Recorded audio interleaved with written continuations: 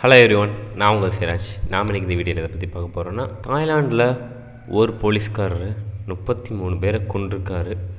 So நேற்று அதோட hearing நடந்துக்கிட்டு இருக்குது.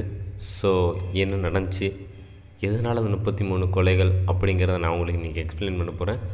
அண்ட் தென் அந்த 33 பேரில் 22 பேர் 2 வயசு குழந்தைங்க. எவ்வளோ ஷாக்காக இருக்குது. நானும் அதே ஷாக்கில் தான் இருந்தேன். என்னடா இது 22 குழந்தைங்களா அப்படின்ட்டு. இத்தனைக்கும் பட்டப்பகலில் நடந்திருக்குது. இதுவும் அந்த 22 குழந்தைங்க எங்கே தேடி போய் கொண்டாடுன்னு கேட்டிங்கன்னா இல்லை, ஒரு ப்ரீகேஜ், அதாவது நம்ம டெய்லி கேர் இருக்குல்ல, சின்ன குழந்தைங்களை கொண்டு போய் அங்கன்வாடி பால்வாடின்னு சொல்லுவாங்க.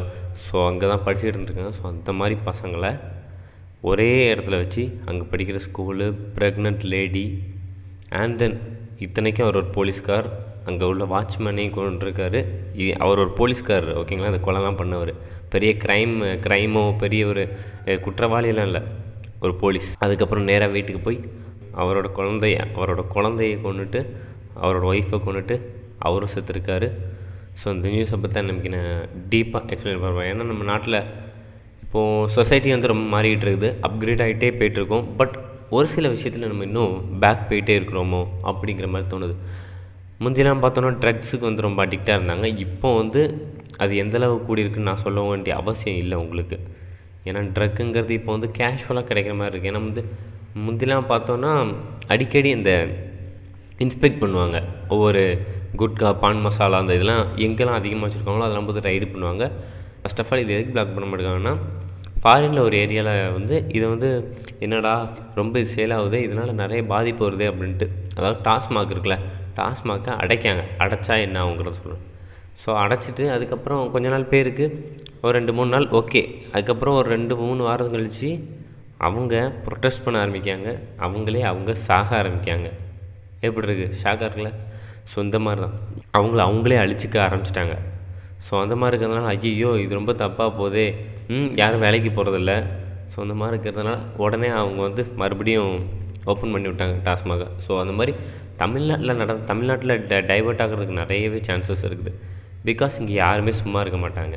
அங்கே வந்து ஃபாரினில் வந்து ஒரு வயசுக்கு மேலே ஒரு ஷேர் மார்க்கெட்லேயே ஏதோ ஒன்று இன்வெஸ்ட் பண்ணிவிட்டு போய் உட்காந்துருவாங்க. பட் நம்ம ஊர் ஆட்கள் அப்படி இல்லை, வேலை பார்த்துக்கிட்டே இருப்பாங்க. கடைசி வரை சாகிற வரை வேலை பார்த்துக்கிட்டே இருக்கிற ஆட்கள் தான் நம்ம ஆட்கள். ஸோ அதனால் இவங்க ஈஸியாக டைவர்ட் ஆகலாம். பட் நம்ம சொசைட்டி அதை மாற்ற விடாது, மாற்றவும் மாட்டாங்க. Coming back to the topic என்னென்னா, இது வந்து தாய்லாண்டில் ஒரு நார்த்தன் சைடில், பெரிய சிட்டிலாம் இல்லை, ஒரு சின்ன குக்கிராமத்தில் தான் இது நடந்துக்கிட்டு இருக்குது.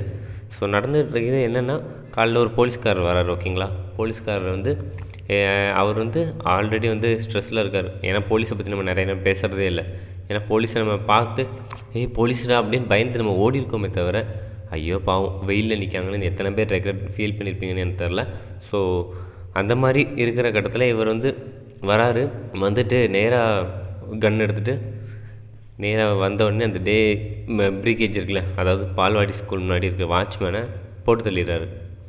அதுக்கப்புறம் அங்கே ஊழல் தடுக்க வந்து சிலர் இருப்பாங்கள்ல, அவங்களையும் கொண்டுடுறாரு. பிறகு உள்ளே இருந்த 22 குழந்தைங்க, ஓகேங்களா, 22 குழந்தைங்க உள்ளே இருக்காங்க. இவர் வராருன்னு அந்த ஷூட்டிங் சவுண்டு கேட்கும்ல, சவுண்டை கேட்டோன்னே அங்கே உள்ள டீச்சர்ஸ் வந்து என்ன பண்ணுறாங்கன்னா க்ளோஸ் பண்ணிடுறாங்க. அந்த டோரை வந்து நாக் பண்ணிவிட்டு டோரை வந்து கொண்டி போட்டு வச்சிடறாங்க. ஸோ போட்டு வச்சதுக்கப்புறமும் இவர் வராருல, வேகமாக வந்துட்டு துப்பாக்கி வச்சு அந்த கொண்டி இருக்குல்ல, கொண்டிலே சுடுறாரு. எங்கள் ட்ரைனிங் பீரியடில் சொல்லி கொடுத்த மாதிரி அழகாக பண்ணிவிட்டாங்கல்ல. ஸோ எங்கெங்கே பண்ணணுமோ அங்கெல்லாம் பண்ண மாட்டாங்க, யார்கிட்ட பண்ணணுமோ அதை பண்ண மாட்டாங்க. ஸோ அந்த மாதிரி அங்கே வந்து அவர் சுடுறாரு. சுட்ட உடனே டோர் ஓப்பன் ஆகுது. டோர் ஓப்பன் உடனே உள்ளே இருக்கிற 22 குழந்தைங்கள ஈவி இறக்கம் எதுவுமே பார்க்காம கத்தி வச்சுருக்காரு. கத்தி எடுத்து அறுத்து கொண்டிருக்காரு எல்லா பசங்களையும். இதில் யாரும் தப்பிக்கலையாடான்னு கேட்டிங்கன்னா, இது வந்து கம்மி தான், கவுண்டிங் வந்து இப்போதைக்கு கம்மியாக தான் சொல்லியிருக்காங்க. பட் அஃபிஷியலாக இன்றைக்கி அன்அஃபிஷியலாக எத்தனையோ நடந்திருக்கலாம். அங்கே உள்ள டீச்சர், ஓகேங்களா, கை குழந்தையோடு நிற்காங்க. அந்த ஒரு டீச்சர், ஓகேங்களா, ஒரு குழந்தைய இப்படி கையில் வச்சுட்டு நின்றுட்டு இருக்காங்க, அவங்கள கொள்கிறாங்க. அதுக்கப்புறம் இன்னொருத்தர் ப்ரெக்னென்ட் லேடியாக இருக்காங்க, அவங்களையும் கொண்டுடுறாங்க. அதுக்கப்புறம் அவர் கிளம்பி போயிடுறாரு. ஒரே ஒரு குழந்தை மட்டும் அதில் தப்பிச்சிச்சு, ஏதோ காட் கிரேஸ். அந்த குழந்தை தூங்கிருச்சு. ஏன்னா அந்த சவுண்டெலாம் கேட்கும்ல, கத்துற சவுண்டு, அலற சவுண்டு, அந்த துப்பாக்கி சுடுற சவுண்டெலாம் கேட்கும்ல. ஸோ அந்த சவுண்டெலாம் கேட்காம அந்த குழந்தை வந்து நல்ல தூக்கம் தூங்கிக்கிட்டு இருந்திருக்கு.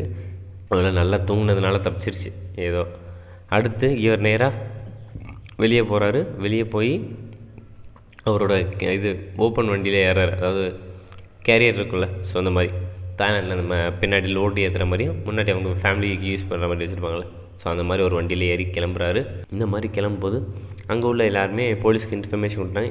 போலீஸ் வந்து என்ன பண்ணுறாங்கன்னா, சரி இவன் எங்கேயே தப்பிக்க தான் போகிறான், தப்பிக்க தான் போகிறான் அப்படின்ட்டு என்ன பண்ணுறாங்கன்னா, நம்மளால் ஊர் பூரா போஸ்ட் அடித்து தேட ஆரம்பிச்சிட்டாங்க. எல்லாேருக்கும் மெயில் பண்ணி ஃபோட்டோஸ்லாம் அனுப்பி தேட ஆரம்பிச்சிட்டாங்க. கடைசியில் பார்த்தா வீட்டில் இருக்கார். வீட்டுக்கு போன உடனே அவரோட குழந்த, 2 வயசு குழந்த, அவரோட சின்னது குழந்த, அதையும் கொண்டுட்டு அந்த ஒய்ஃபை, அவங்களோட ஒய்ஃபையும் கொண்டுட்டு தானும் இறந்து போயிட்டார். ஸோ இதுதான் அங்கே நடந்தது கைஸ். இதுலேருந்து என்ன புரியுதா, இவர் வந்து ஆக்சுவலி ஒரு அக்யூஸ்ட் தான், ஓகேங்களா. பிஃபோர் இவர் அக்யூஸ்டாக இருந்தார். ஸோ அவருக்கு வந்து என்னென்னா, நான் நேற்று ஹியரிங் வருது, அதாவது 7ஆம் தேதி ஹியரிங் வருது. ஸோ இந்த நாளில் ஸோ அவர் கொஞ்சம் ஸ்ட்ரெஸ் ஆகிட்டு ஏதோ ஒன்று, அதாவது ஜெயிலுக்கு போயிட்டு வந்திருந்தாலுமே இவர் ஜெயிலுக்கு போயிட்டு வந்திருந்தாலுமே இவரோட மனநிலை எப்படி இருக்குன்னு அவங்களுக்கு கவுன்சிலிங் கொடுக்காத ஒரு டிஃபெக்டாக இருக்கலாம், ஓகேங்களா. அதாவது ஒரு போலீஸாக இருக்கிறவங்க எவ்வளவோ கொலைகள், எத்தனையோ மர்டர்ஸ், எத்தனையோ கொலைகாரங்க, எத்தனையோ மிரட்டல்கள், எத்தனையோ கற்பழிப்பு கேஸு அந்த மாதிரி பார்த்துருப்பாங்க. அண்ட் தென் இன்னொன்று, அவங்க மார்ச்சரிக்குள்ளேயும் டெய்லி போயிட்டு வரோம். ஸோ இந்த மாதிரி எல்லாத்தையுமே அவங்க பார்க்கும்போது என்னடா நம்ம வாழ்க்கை இப்படி போயிட்டுருக்குன்னு அவங்களுக்கு தோணாதா என்ன? எல்லோரும் நம்ம நினச்சிக்கிட்டு இருப்போம் தமிழ்நாட்டில் போலீஸ்லாம் செம்ம வேலைப்பா, உட்காந்தா லஞ்சம் வாங்கிட்டு உட்காரலான்னு. ஆனால் அவங்க வேலைக்கு போனால் தான் தெரியும். படத்தில் நிறைய படத்தில் காமிச்சாலுமே ஸோ யாரும் அதை டீப்பாக காட்ட மாட்டாங்க. அந்த வேலை கிடைக்கிறது கஷ்டம்தான், நான் சொல்லலை. பட் இருந்தாலும் அங்கே போனதுக்கப்புறம் இருக்க கஷ்டம் இருக்கும் பாருங்கள். வெயிலில் நிற்கணும். நீங்கள் எத்தனை பேர் பார்த்துருக்கீங்க, சிஎம் பிஎம்லாம் வர்றவங்களாம் வர்றப்போ அந்த வழியில் நிற்கிறவங்க எப்படி இந்த வெயிலில் நிற்பாங்க. இதே லேடிஸாக இருந்துச்சுன்னா நீங்களே யோசிச்சு பாருங்கள். அங்கே உள்ள பிஎம் சொல்லியிருக்காரு, அதாவது தாய்லாண்டில் உள்ள பிஎம் சொல்லியிருக்காரு, இது நடந்திருக்கக்கூடாது அப்படின்ட்டு போயிடாரு. நடந்திருக்கக்கூடாது. ஸோ அவர் ஃபீல் பண்ணுறேன் அப்படின்ட்டு அவரோட ஆழ்ந்த அனுதாபங்களை சொல்லிட்டு போகிறாரு. இது வந்து இப்போதைக்கு முடிஞ்சு போகிறதில்ல. இவர் ஒரு ட்ரக் யூஸ் பண்ணியிருக்காரு, அதாவது டியூட்டி டைமில் ட்ரக் யூஸ் பண்ணியிருக்காரு, அதனால் ஜெயிலுக்கு போயிருக்காரு. சம்திங் நீங்கள் நினைக்காதீங்க. ஸோ ட்ரக் யூஸ் பண்ணதுக்காக சப்ஸ்டன்ஸ் யூஸ் பண்ணியிருக்காரு, ஓகேங்களா. சப்ஸ்டன்ஸ்லாம் பிளாக் பண்ணது, பேன் பண்ணது. பட் அது எப்படி இன்னும் சப்ளை ஆகுது எனக்கு புரியல. ஒரு கண்ட்ரிக்குள்ளே ஒரு பணம் ட்ரான்சாக்ஷன் ஆகிறதா இருக்கட்டும், நான் வந்து எல்லா கண்ட்ரியும் சொல்கிறேன். இப்போது நானே ஒரு பணம் ட்ரான்சாக்ஷன் பண்ணுறேன்னா எனக்கு தெரியும், பேங்க்கு தெரியும், அது ரிலேட்டடாக தெரியும். இது எல்லாத்தையும் கவனிச்சுக்கிட்டு இருக்க கவர்மெண்ட்டுக்கு தெரியும். பட் கவர்மெண்ட் ஏன் இந்த ட்ரக்கில் வந்து இப்படி இன்வால்வ்மெண்ட் கொடுக்க மாட்டேங்காங்க அப்படின்ட்டு ஜிஎஸ்டி எடுக்கிறதுல கவனமாக இருக்காங்க, டேக்ஸ் எடுக்கிறதுல கவனமாக இருக்காங்க. பட் எதுக்கு இந்த மாதிரி இதில் இந்த மாதிரி இல்யூஷன்ஸில் இந்த மாதிரி இம்பேக்டில் எதுக்கு அவங்களோட இதை காட்ட மாட்டேங்க, தீவிரத்தை காட்ட மாட்டேங்க. இன்றைக்கி வரமே ஸ்டெர்லைட்டில் என்ன நடந்துச்சுன்னு யாருக்குமே தெரில. யார் கொண்டா, யார் சுட்டா என்னன்னு தெரில. ஸோ இது மாதிரி நிறைய கேசஸ் இருக்குது, ஓகேங்களா. மர்டர் கேஸாக இருக்கட்டும், ரேப் கேஸாக இருக்கட்டும், மர்டராக இருக்கட்டும், சாத்தான் கொலை மர்டராக இருக்கட்டும், எல்லாமே நடந்திருக்கு தான். அதில் உள்ளவங்கள என்ன ஆனாங்க, அந்த கேஸ் என்ன நிலைமையில் போகுதுன்னு மக்களுக்கு யார் சொன்னால்? இதை வந்து கவர்மெண்ட்டே அஃபிஷியலாக சொன்னாங்கன்னா எல்லோரும் நம்பலாம், ஓகேங்களா.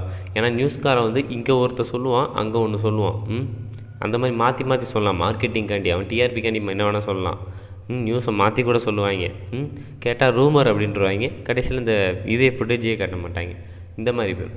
ஆனால் கவர்மெண்ட் இதை வந்து ஓப்பனாக இதான்ப்பா அப்படின்ட்டு பொதுமக்களுக்கு காட்டுங்களேன். வாய்ப்பு இல்லைல்ல, காட்ட மாட்டீங்கல்ல. அண்ட் தென் இவருக்கு கன்னுக்குன்னு ஒரு அப்ரூவல், ஓகே போலீஸ் அதனால் வச்சுருக்காருன்னு அப்படி விட்டுருவோமே. இன்றைக்கி காமனாக இருக்கிறது நிறைய பேர் வெப்பன் யூஸ் பண்ணுறது. அவர் ஒரு ஸ்போர்ட்ஸ் மேனாக இருக்கட்டும், ஸ்போர்ட்ஸுக்கு யூஸ் பண்ணலாம். அண்ட் தென் நிறைய ப்ராக்டிஸ் ட்ரைனிங்க்கு யூஸ் பண்ணலாம். இந்த மாதிரி யூஸ் பண்ணுறதா இருக்கட்டும். பட் எதுக்கு ஒரு தனிப்பட்ட மனுஷனுக்கு ஒரு கன்று? அந்த காலத்தில் வச்சுருந்தாங்க, ஓகே. அதுதான் இப்போது ரெவல்யூஷன் மாறிட்டோமே. நம்ம இன்னையே பின்னாடியே இருக்கோம், அந்த இடத்துலையே முன்னாடி வருவோமே. எதுக்கு கன்று? என் எதிரிகள் இருக்காங்களா? அப்போ எதிரிங்க யாருன்னு சொல்லுங்கள், கவர்மெண்ட்டை போய் சொல்லுங்கள். அப்போ கவர்மெண்ட் அதை வந்து தீர்த்து வைக்கணும்ல. தீர்த்து வச்சா அவங்க வந்து கன் யூஸ் பண்ண மாட்டாங்கல்ல. ஸோ கன்னுங்கிறது லைசன்ஸ் எதுக்கு? கன்னே வேணாமே யாருக்குமே. பொதுமக்களுக்கு எதுக்கு கன்று? பீப்புளுக்கு எதுக்கு கன்று? சரி, ஒரு போலீஸ்மேன் வச்சுருக்காரா, சம்மோன் ஏதோ கொலையோ கற்பழிப்போ ஏதோ நடந்துட்டு போது அவன் ஓடுறப்போ அவனை சுடுறதுக்கு, ஓகேங்களா. அதுவும் மட்டும் கீழே சுடுறதுக்கு தான் பெர்மிஷன் கொடுத்துருக்காங்க. பட் உயிர் எடுக்கிற அளவுக்கு யாருக்கும் தான் பெர்மிஷன் கொடுக்கல. அது வந்து லாக்கு மட்டும்தான் இருக்குது. அது ஆயுள் தண்டனையாக இருக்கட்டும், மரண தண்டனையாக இருக்கட்டும், அது லாக்கு மட்டும்தான் இருக்குது. ஸோ அந்த மாதிரி லாவை வந்து யாரும் யூஸ் பண்ணுறதில்ல நான் நினைக்கிறேன். மரண தண்டனைலாம் எத்தனை பேர் கொடுத்துருக்காங்க? கற்பழிப்பு பண்ணவனுக்கெலாம் கொடுக்க வேண்டியது, பட் யாரும் கொடுக்குறதில்ல. சரி, இதெல்லாம் விடுவோமே. இந்த ட்ரக் இருக்குது, ட்ரக்கையாட்டு நிப்பாட்டலாமே. அதுக்கு ஒரு சட்டத்தை கொண்டு வந்து இது வந்து மொத்தமாக ஹோல்சேல் விற்கிறவங்கள மட்டுமே இது பண்ணுது.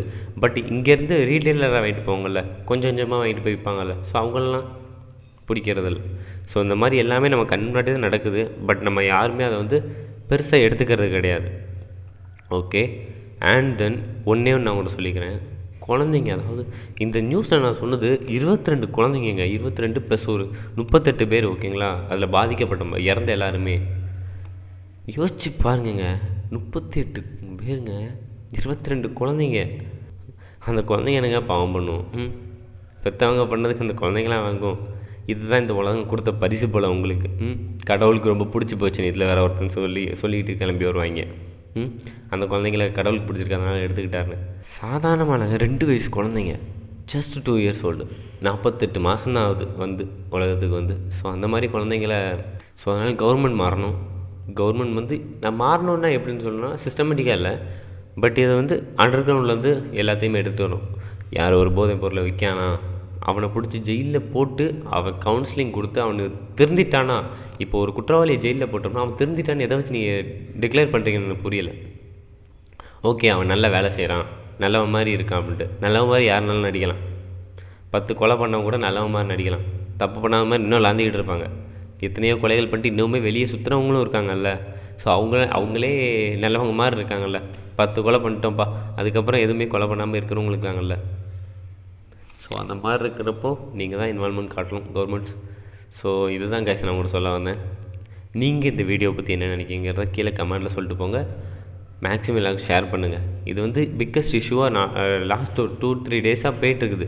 ஸோ அதனால தான் நான் இது இன்றைக்கி நான் அதை வந்து ஃபஸ்ட் நான் பார்த்தேன். பட் சம்திங்னு நான் போயிட்டேன் இந்த ஃபோட்டோஸை பார்த்தோன்னே. பட் நான் அதை உள்ளே போய் பார்க்கும்போது இங்கே 22 கிட்ஸ் அப்படின்னு போட்டிருக்குது. ஷாக் ஆகிட்டேன். ஒரு நிமிஷம் தூக்கி வாரி போட்டுருச்சு.